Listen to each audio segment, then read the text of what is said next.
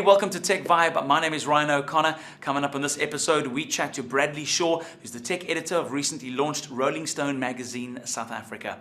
Also, the DSTV WALKA is up for review, but first, let's have a look at some news. In the news, Facebook unveiled more than 60 new apps that users can share on their timeline. Facebook is calling it frictionless sharing, and once users sign up for the apps, they will automatically share your activity through Facebook. The company, tipped for a 100 billion initial public offering, is looking for new ways, obviously, to get people to spend more time on the site, which will attract more advertising.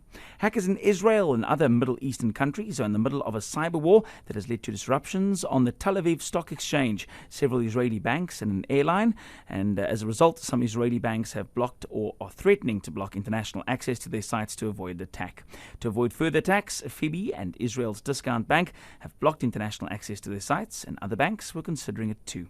And finally, Google's homepage on Wednesday showed a thick black censorship stamp across its colorful logo, and if clicked on, it leads users to an End Piracy Not Liberty petition that obviously asks people to sign on to protest the two anti-piracy laws to be voted on by Senate and Congress. By 4:30 p.m., Google's petition had attracted 4.5 million signatories. Among Google's allies are Facebook, AOL, Wikipedia, Amazon, Twitter, and Firefox. Recently launched in South Africa, Rolling Stone magazine. It's been on the shelves for a couple of months. The technical editor of the magazine, Bradley Shaw, talks to us. Where does South Africa rank in terms of being tech savvy? I think from a consumer perspective, South Africa is very well positioned. We have disposable income where a lot of African countries don't. We are seeing the uptake of tablets. We're seeing the uptake of smartphones. Vodacom made an announcement early 2011 that they already had over 1.2 million BlackBerries on their network alone. Yeah. So we've certainly seen a large uptake on BlackBerry devices, which are classified as smartphones. Sure. So I think that's the next kind of evolution in Africa, is the uptake of smartphones. Bradley, let's talk a little bit about technology coming out of South Africa at the moment. What can we look forward to in terms of this year ahead, and how far advanced are we in terms of what we're producing at the moment? What we can see and expect to see in 2012 is the explosion of our app development market in South Africa. Apps that are locally relevant to the African market, things like agriculture-based kind of apps from Kenya, Nigeria, where a farmer can use the app to check the prices of their product in the nearest market, as opposed to having to travel 150 kilometers, Sure. saving them time, saving them money. And I think the biggest thing that needs work in Africa is BlackBerry apps. Blue skies, your predictions for the year ahead in terms of what would be the ultimate in terms of technology? Well, I think the Ultrabook is going to be the next big development in terms of devices. Okay. The Ultrabook is a class of computer similar to the MacBook Air. Right.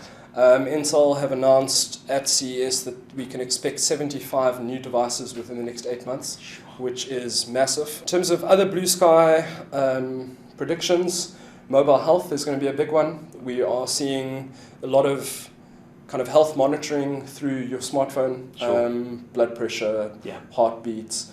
Augmented reality is going to be another big one. If you go into a museum and you want additional information on, let's say, the Mona Lisa, put your phone up with the camera on and it'll recognize that is the Mona Lisa. Sure. And it'll pull up additional information about Yeah. the painter, when it was done, the history behind the Mona Lisa, etc., etc. Yeah.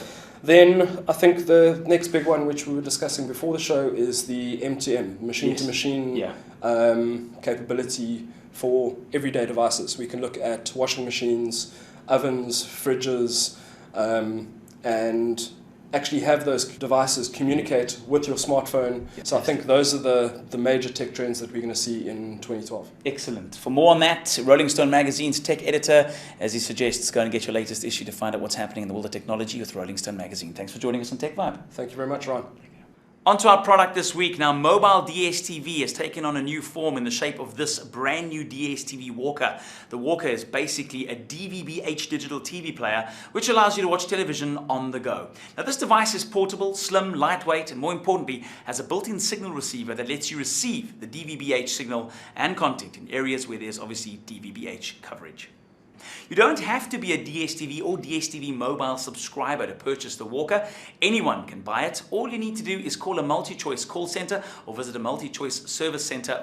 Once you've purchased the device, you can have it activated. The Walker does not require Wi-Fi, 3G or PC connectivity, and there's no installation, software or application download required to use the device. The E.Mobile, DSTV Mobile and DSTV Mobile for premium subscribers bouquets are available with the Walker. If you're currently a DSTV premium subscriber, the good news is the Walker subscription service will be provided to you free of charge. Packages lower than the DSTV premium or non-DSTV subscribers will be billed 36 Rand per month. That's a wrap of Tech Vibe from myself, Ryan O'Connor. A reminder to click on our sponsors down below, pxsoftware.co.za. Till next week, take care. It's so very hot, I'm not even wearing underpants. This is not true, I'm not wearing any. Hello, little fella. Big fella. Did you say little fella? I mean big fella.